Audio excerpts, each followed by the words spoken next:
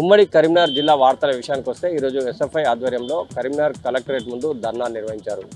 అంటే అలుగునూరులో ఉన్నటువంటి school of ఎక్సలెన్స్ని ఎట్టి పరిస్థితుల్లో తరలించొద్దండి, బైపీసీ కోర్సును యథావిధిగా కొనసాగించాలని కోరడమే కాకుండా ఇంకోవైపు గురుకులాలను పునరుద్ధరించాలి, మరోవైపు చూసుకుంటే విద్యను కూడా పేదలకు అందించే విధంగా ప్రభుత్వం చేయాలి. కానీ ఎట్టి పరిస్థితుల్లో స్కూల్ ఆఫ్ ఎక్సలెన్స్ని మాత్రం తరలిస్తే రాబోయే రోజుల్లో పెద్ద ఎత్తున ఉద్యమిస్తామని ఎస్ఎఫ్ఐ చెప్పినటువంటి నేపథ్యం కనిపిస్తుంది. ఇంకోవైపు రాజన్న సిరిసిల్ల జిల్లాలో తమ వడ్లు కొనడం లేదంటూ రైతులు పెద్ద ఎత్తున ధర్నాలు చేస్తున్నటువంటి పరిస్థితి ప్రతిరోజు కనిపిస్తుంది.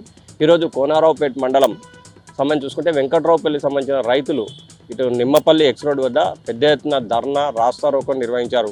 ఎందుకంటే నిన్న కురిసిన అకాల వర్షాల నేపథ్యంలో తమ ధాన్యం అంతా కూడా తడిసి మొలకెత్తాయని, అధికారుల చుట్టూ ఎన్నిసార్లు తిరిగినా కానీ కనీసం పట్టించుకోవడం లేదని, అంటే గత 5-6 నెలలుగా కష్టపడి పండించిన పంట తమ కళ్ళ ముందే నీటి పాలవడమే కాక మొలకెత్తుతున్న నేపథ్యంలో ప్రభుత్వం కానీ అధికారులు కానీ ఎవరు పట్టించుకోవట్లేదని, ఒకవేళ కనుక తమ వడ్లను కొనకపోతే తాము మందు డబ్బాలతో నిరసన తెలుపుతున్నాం, కానీ ఇక ముందు మాత్రం చెబితే ఆత్మహత్యలకు కూడా మేము ప్రయత్నిస్తామని చెప్పిన నేపథ్యం కనిపిస్తుంది.